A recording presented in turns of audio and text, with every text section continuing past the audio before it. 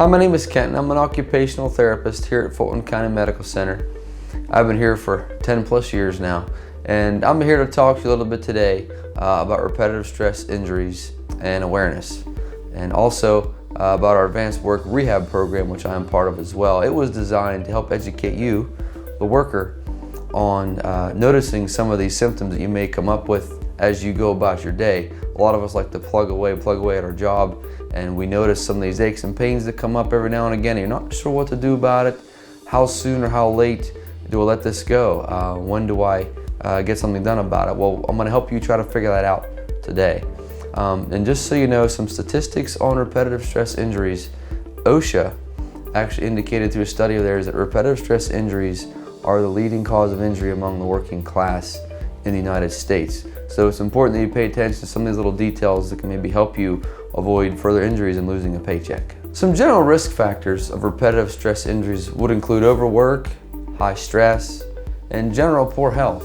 Things that can also increase your risk for repetitive stress injury might include uninterrupted repetitions, overexertion, poor posture, muscle fatigue, and exposure to repetition, compression, and or vibration. You don't want to ignore symptoms like numbness, tingling, aches, sharp pain, limited motion, weakness, or if you're starting to drop items, this is a good indication as well that you need to maybe have it looked at. For example, tennis elbow is a very popular repetitive stress injury in the workplace. Happens to a lot of folks that are working in assembly or doing any kind of repetition with their hands, turning their hands over again and again, squeezing over and over again, lifting. If you're extending the wrist and holding things up like this, you become pretty prone to tennis elbow, but radial tunnel syndrome is something that I've seen a lot in the clinic that sometimes mirrors the symptoms of tennis elbow. So it's important when you feel these things that you get a referral from your doctor, come in, let us have a look and talk with you about it. Maybe we can dissect the problem and help you, stay in the game. A couple weeks of therapy versus taking off, months from work for surgery might help save the day and move you along. This is an example of the musculature involved with tennis elbow, just to give you an example.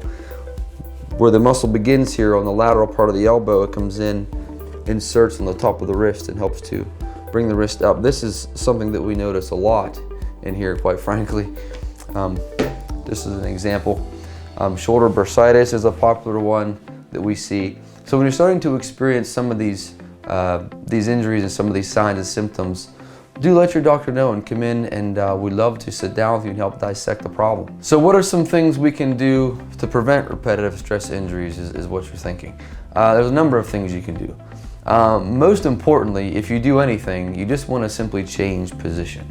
If you're sitting, you want to stand periodically, and you don't have to go to the lounge, have a coffee, put your feet up for 15 minutes. We might not have a job if we did that. But there are simple things you can do by changing position. Also, you can do some stretching if you do have the availability to do that. Some things might include a simple back bend. You're just leaning straight back, okay? Reversing the pressure on your spine from bending over, leaning forward all day. Wrist flexor and extensor stretches help to stretch elbow, okay? Also the wrist and fingers as well. And a corner stretch, you can just get into the corner of a wall and just lean forward, opens up the shoulder and the chest area, okay? And also, you can do some neck stretching. You have your hands behind you, just stretch laterally, either side. Or you can turn your head and stretch down. These stretch deeper muscles in the neck called the scalene muscles that really can get pretty tight when doing a lot of lifting and repetitive stress type movements. So as a final thought, to this brief video, I just wanted you to make sure that you don't want to work through pain. It's the most important thing. Your peers might pressure you to do that. Oh, you're not a tough guy. You don't work through this or that symptom. Don't listen to those folks. You may have a family that you're supporting. You need to be on the job. So what I want to remind you of is in the clinic, from my angle, I'm looking at injuries from either more of an acute or a chronic situation. Acute would be if you're just starting to notice pain, you come in the first few days or few weeks of noticing the symptom. most often we're able to help correct it through splinting or a conservative means, stretching, ultrasound, or whatever it is, massage. And if the situation is left go, in tennis elbow for example, if people first start to notice pain here on the outside of the elbow, I'm able to splint them, their wrist in extension, and it's a functional splint where they can still do a lot of their job tasks with it on while they're allowing that group of musculature to heal, and they can wear a proper tennis elbow brace, and that will help alleviate some of the pain as they're working, and they won't have to take as much time off work to take care of the situation.